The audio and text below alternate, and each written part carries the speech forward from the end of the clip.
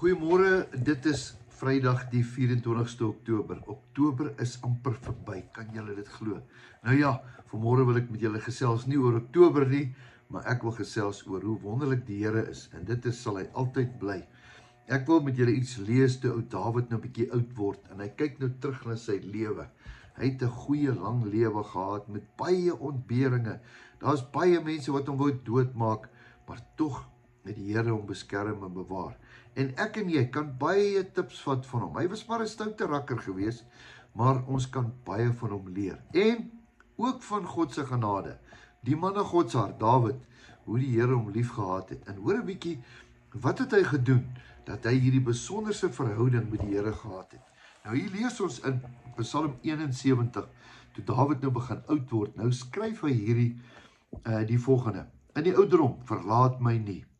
Psalm 71. By U, o Here, skuil ek. Laat my nie vir altyd beskaamd staan nie. Red my deur U geregtigheid en bevry my. Neig oor tot my en verlos my. Dis asof hy hier so 'n bietjie half vir homself in die moeilikheid sien. Wees vir my 'n rots om in U te woon, om gedurig in te gaan. U wat my bevel gee om my te verlos, want U is my rots en my bergvesting. My God, red my uit die hand van die goddelose, uit die mag van hom wat onreg doen, en van die geweldenaar. Here, help my, sê hy, want U is my verwagting. Ek het 'n verwagting op U, Here, want ek weet wie U is. U gaan my nie drop nie, Here. U is my rots, U is my hulp, Here, U is my krag. Here, my vertroue van my jeug af, sê hy. Op U het ek gesteun van my geboorte af. Van my moeder skoot af is U my bevryder. U is my lof altyd deur. So mooi, né? Ek was vir baie soos U. Ek was vir baie soos 'n wonder, maar U is my magtige toevlug. My mond is vol van U lof, die hele dag prys ek U roem. Verwerp my nie in die tyd van die ouderdom nie. Verlaat my nie as my krag nou besig is om gedaan te word nie. Want my vyande praat van my, en die wat op my lewe loer, hulle hou saam raad. En sê, God het hom verlaat. Agtervolg en gryp hom, want daar is geen redder vir hom nie. Dis nou wat sy vyande sê.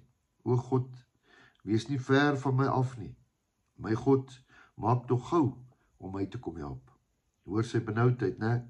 Laat hulle wat my as vyand behandel beskaamd staan en verteer word. Laat hulle wat my ongeluk soek, hulle self toedraai in smaad en in skande. Hy gee hulle oor in die Here. Maar ek, vers 14, sal altyd deur hoop en al U lof vermeerder. My mond sal in U geregtigheid vertel en die hele dag U heil, want ek ken nie die maat daarvan nie. En dan vers 16. Ek sal kom met die magtige dade van die Here, en ek sal die geregtigheid vermeld, die van U alleen. Hier lees ek Dawid is in benoudheid. Dawid is in benoudheid, nou word hy oud. Sê, Here, maar ek ken nie van kleins af. U het my nooit gedrop nie. U gaan ook my nie drop nie. En tot aan die einde is Dawid se geskiedenis dat die Here hom nooit gedrop het nie. Hy gaan jou ook nie drop nie. Hier staan ons en ons leer uit iemand wat die Here getrou is. Al was ek en jy ontrou, hy bly getrou.